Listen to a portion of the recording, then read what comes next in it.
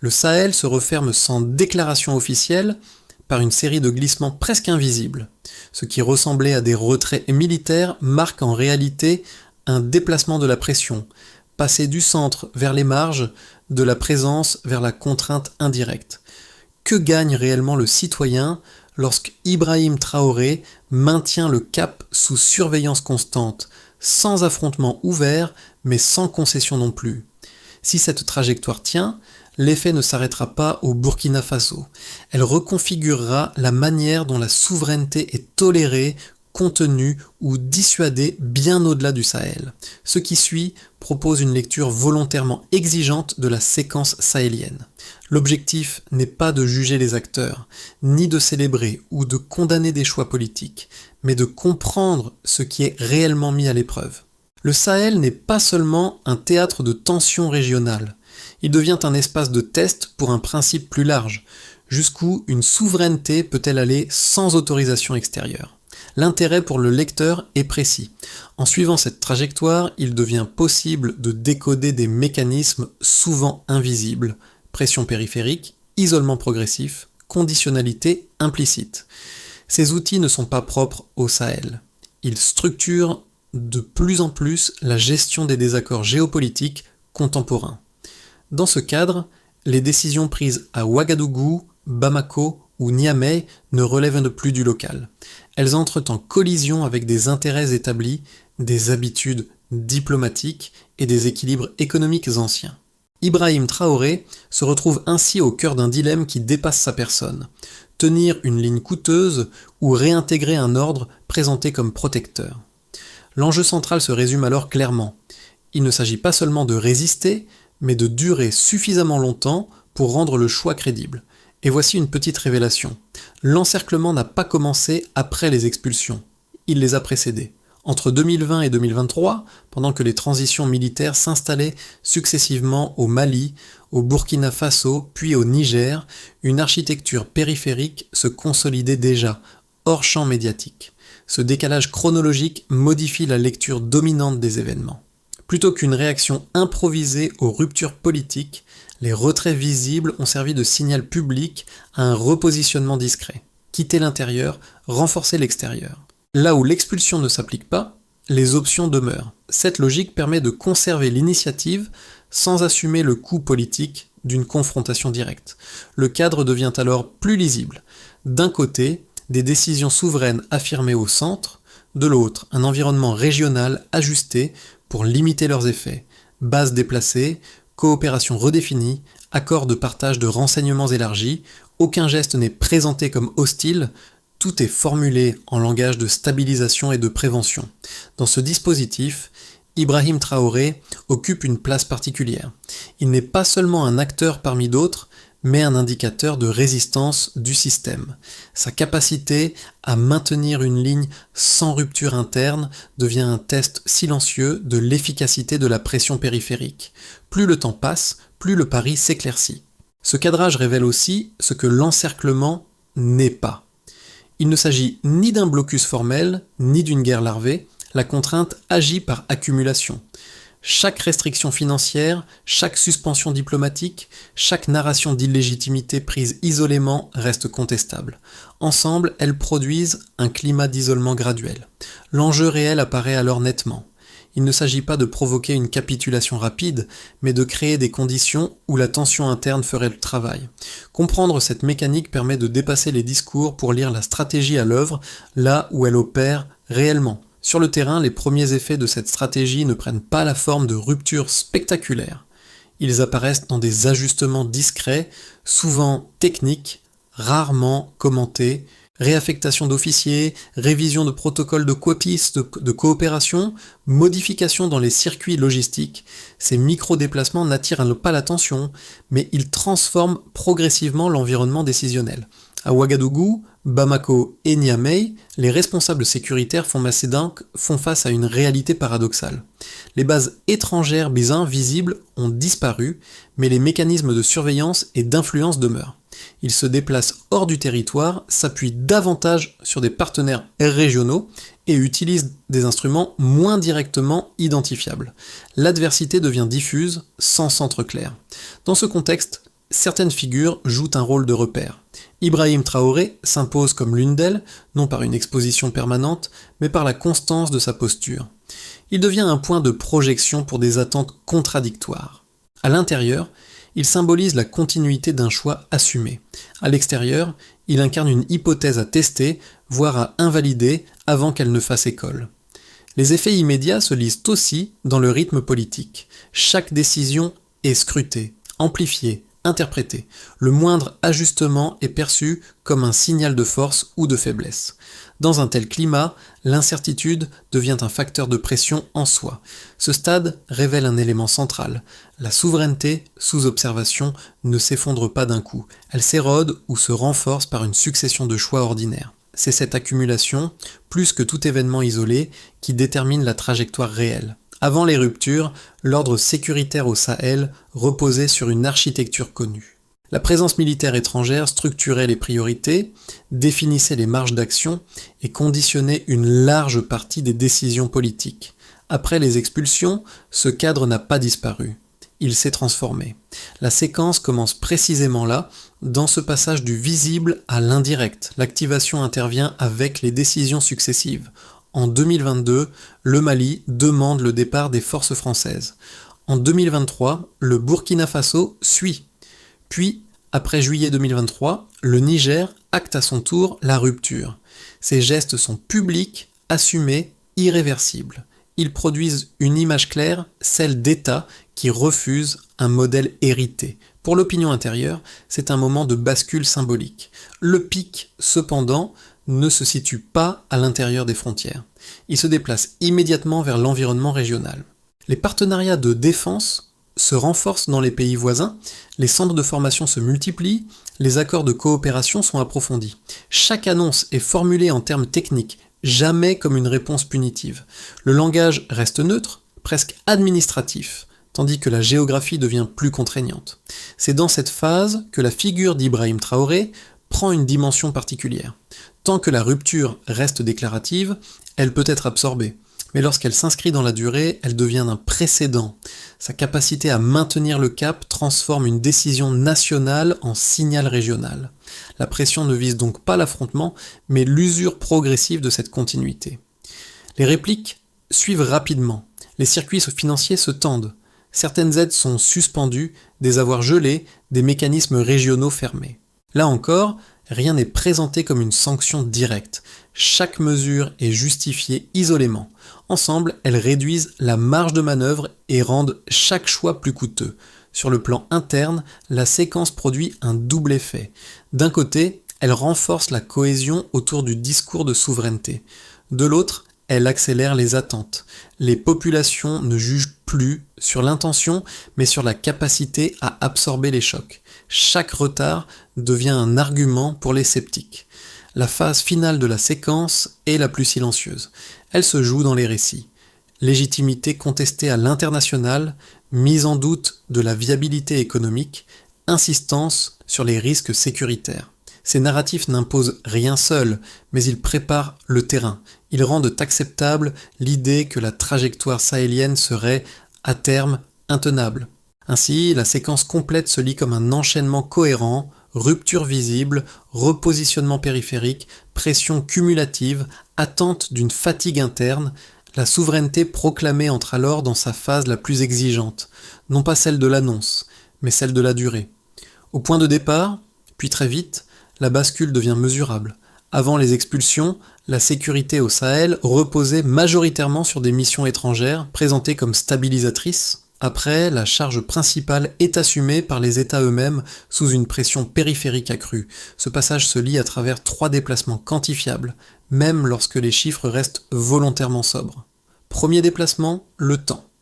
Entre 2020 et 2023, 3 changements de pouvoir se succèdent dans un intervalle très court. Ce resserrement réduit les cycles d'apprentissage institutionnel. Là où des réformes sécuritaires s'étalent habituellement sur une décennie, elles sont compressées en quelques années. La conséquence est directe, chaque erreur coûte plus vite, chaque ajustement doit produire des effets immédiats. Deuxième déplacement, l'espace. Les points d'appui militaires occidentaux ne disparaissent pas, ils se repositionnent. Avant, la présence était concentrée à l'intérieur. Après, elle se diffuse le long des frontières via des partenariats renforcés avec plusieurs pays voisins. Le périmètre de surveillance s'élargit sans franchir la ligne d'une intervention directe. La contrainte devient plus difficile à contester juridiquement, car elle s'exerce depuis l'extérieur. Troisième déplacement, les flux financiers. Avant, l'accès aux aides, aux mécanismes régionaux et aux circuits multilatéraux amortissait les chocs. Après, des suspensions ciblées, des gels d'avoirs et des exclusions partielles créent un delta clair entre ressources disponibles et besoins immédiats. Ce différentiel n'est pas toujours chiffré publiquement, mais il se manifeste dans les arbitrages budgétaires et les délais de paiement. Ces trois déplacements se combinent. Le temps compressé amplifie l'effet de la pression spatiale. La tension financière accélère la politisation des décisions. Dans ce cadre, Ibrahim Traoré parie sur une équation risquée. Accepter une contraction immédiate pour renforcer un contrôle futur. Le calcul n'est pas idéologique, il est arithmétique. Combien de temps un État peut-il absorber un déficit externe avant que les ajustements internes ne compensent? Les indicateurs indirects donnent une lecture prudente. Le recrutement et la formation interne augmentent, signe d'une substitution progressive. Les partenariats alternatifs fournissent équipements et infrastructures, mais avec des calendriers étalés. La balance n'est pas encore positive, elle est en transition. C'est précisément cette zone intermédiaire que vise la stratégie d'usure. Pris isolément, aucun chiffre ne décide de l'issue. Ensemble, ils dessinent une trajectoire. La souveraineté progresse en termes de contrôle formel, tandis que la contrainte augmente en termes de liquidité et de réputation. Le plafond de verre apparaît là. Tenir suffisamment longtemps pour que le delta se réduise. La preuve chiffrée essentielle n'est donc pas un total, mais un rythme. Si les gains internes rattrapent les pertes externes avant l'épuisement politique, le modèle devient crédible. Sinon, la pression périphérique aura atteint son objectif sans confrontation. La question n'est plus de savoir si la bascule a eu lieu, mais si elle peut être soutenue. L'argument occidental le plus solide mérite d'être présenté sans caricature. Il repose sur deux piliers cohérents. Le premier concerne la sécurité.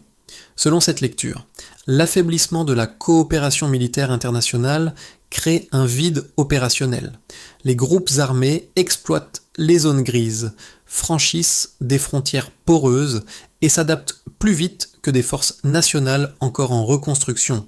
La présence extérieure imparfaite aurait au moins contenu cette dynamique.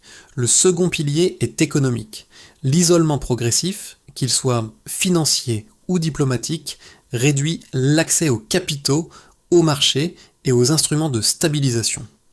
Dans des États où les marges budgétaires sont déjà étroites, cette contraction accélère les tensions sociales. Le raisonnement est linéaire.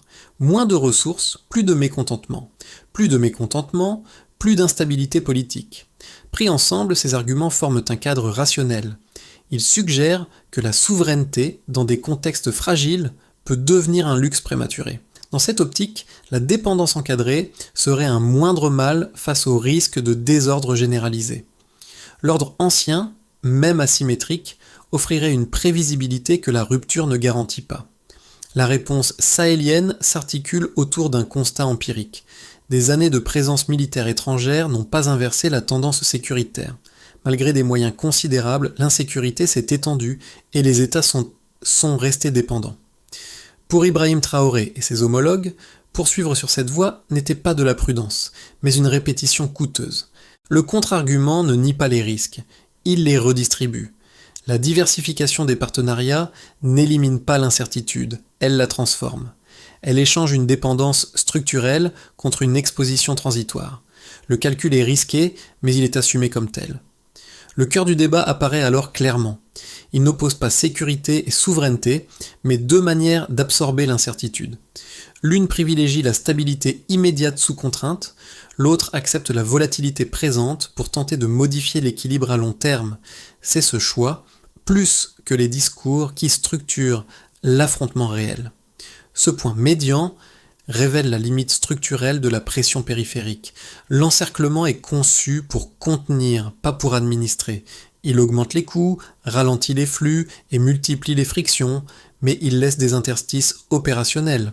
Ces interstices ne sont pas spectaculaires, ils sont techniques, graduels et cumulables. Dans ces espaces s'insèrent des alternatives. Des formations militaires arrivent sans conditions politiques explicites. Des investissements d'infrastructures avancent sans alignement narratif imposé. Des routes, des réseaux et des approvisionnements créent des contournements fonctionnels. Aucun de ces éléments ne supprime la dépendance, il la déplace et la fragmente. C'est ici que le calcul devient décisif. Pour Ibrahim Traoré, l'enjeu n'est pas de briser l'anneau par un geste unique, mais d'en réduire l'efficacité par accumulation. Chaque capacité ajoutée diminue la force dissuasive globale. Chaque succès modeste allonge l'horizon de tenue. La révélation tient alors en une inversion simple. La stratégie de pression parie sur l'épuisement progressif. La stratégie sahélienne parie sur le temps et l'adaptation. L'issue ne dépend pas d'un choc, mais d'un différentiel de rythme. Si les gains internes s'additionnent plus vite que les coûts externes, l'anneau cesse d'être déterminant. À ce stade, la question n'est plus peut-on contenir, mais combien de temps faut-il pour que la contention perde sa prise ? Pour les États, les effets sont immédiats et profondément asymétriques. La marge de décision formelle s'élargit, mais les amortisseurs externes disparaissent. Chaque arbitrage budgétaire devient un choix politique visible, sans relais pour en diluer le coût. La souveraineté gagne en clarté, mais perd en confort. Dans cet espace resserré, l'erreur n'est plus absorbée. Elle s'expose. Pour les administrations, la pression se traduit par une accélération des priorités. Ce qui pouvait être différé ne l'est plus. Les dépenses sont hiérarchisées plus brutalement, les projets jugés non essentiels ralentis, parfois abandonnés. Cette contrainte impose une discipline nouvelle, mais elle réduit aussi la capacité d'expérimentation. Ibrahim Traoré gouverne ainsi dans un cadre où chaque décision doit produire un rendement politique rapide.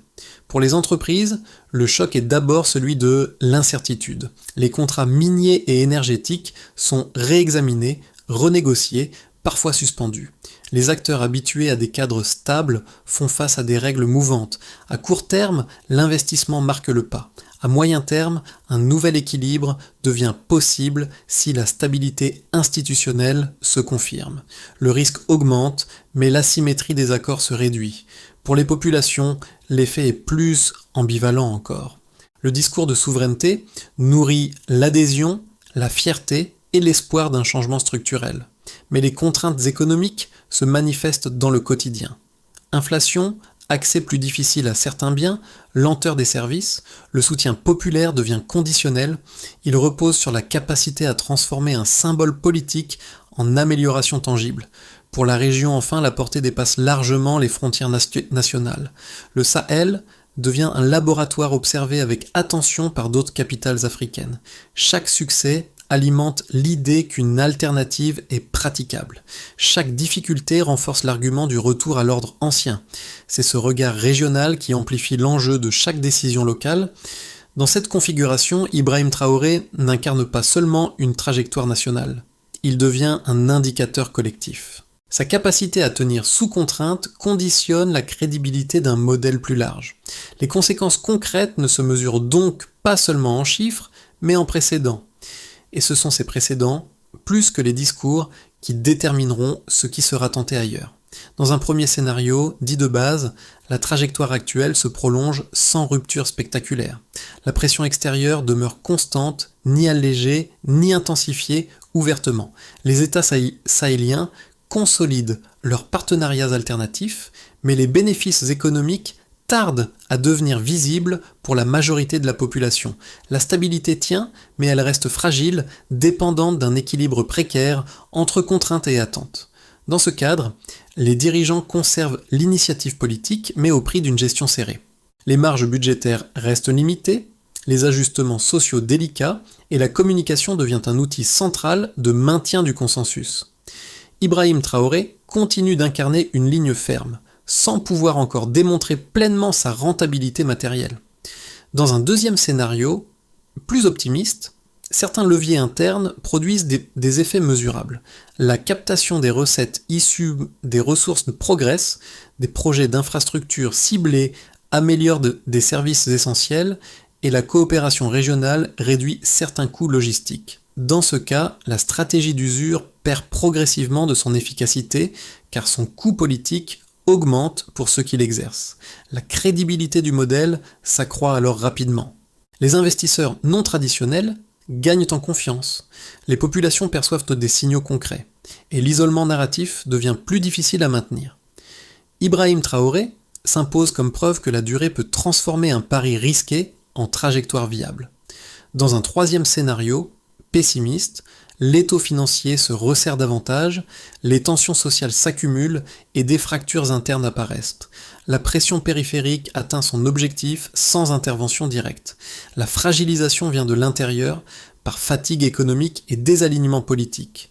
Le modèle est discrédité non par un échec brutal, mais par une érosion progressive. La lecture transversale est claire. Le facteur décisif n'est pas un événement isolé, mais la synchronisation entre temps politique et temps économique.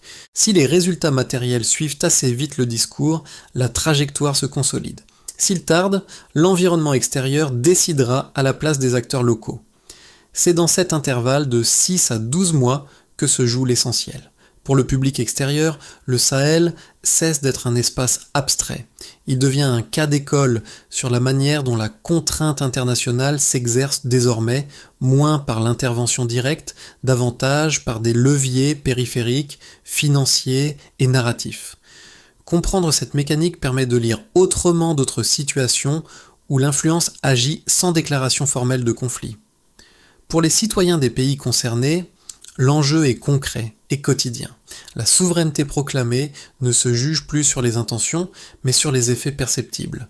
Accès aux services, stabilité des prix, sécurité relative. Ibrahim Traoré cristallise cette attente, car sa capacité à durer conditionne la crédibilité de l'ensemble du projet. Le soutien populaire n'est pas acquis, il se renouvelle par des résultats visibles.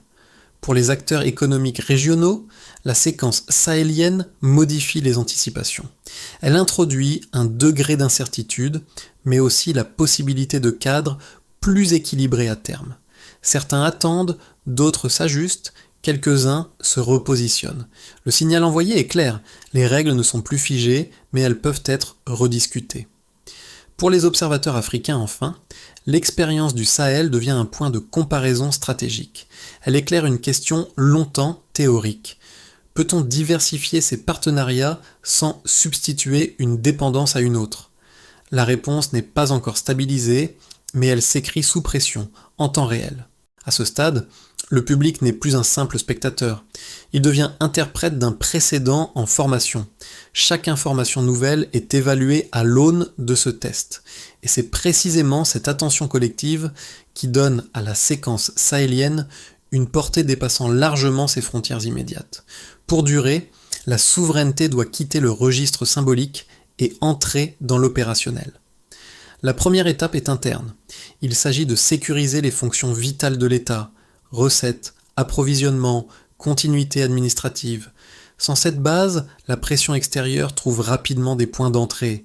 La priorité n'est donc pas l'expansion, mais la stabilisation.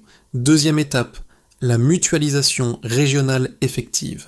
L'alliance des États du Sahel n'a de valeur que si elle réduit les vulnérabilités individuelles. Défense coordonnée des frontières, logistique partagée, facilitation des échanges intra-régionaux. En diluant les coûts, chaque État gagne du temps. Ibrahim Traoré mise sur cette intégration pour transformer une exposition isolée en résilience collective. Troisième étape, la lisibilité des résultats. La population ne juge pas sur des promesses longues, mais sur des indicateurs simples. Revenus captés localement, projets livrés dans les délais, services maintenus. Ces signaux courts stabilisent le soutien et réduisent l'espace de contestation interne. Quatrième étape, la diversification maîtrisée.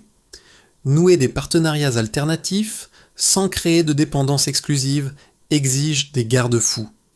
Calendrier étalé, contreparties explicites, marge de renégociation.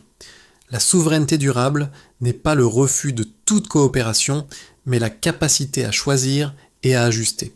Enfin, demeure un point d'équilibre délicat, maintenir une ligne politique cohérente tout en conservant des canaux ouverts. La négociation n'est pas une capitulation si elle se fait à partir d'une position clarifiée. C'est précisément sur ce seuil que l'expérience sahélienne peut basculer. Soit elle transforme la contrainte en levier, soit elle s'épuise avant d'avoir consolidé ses acquis.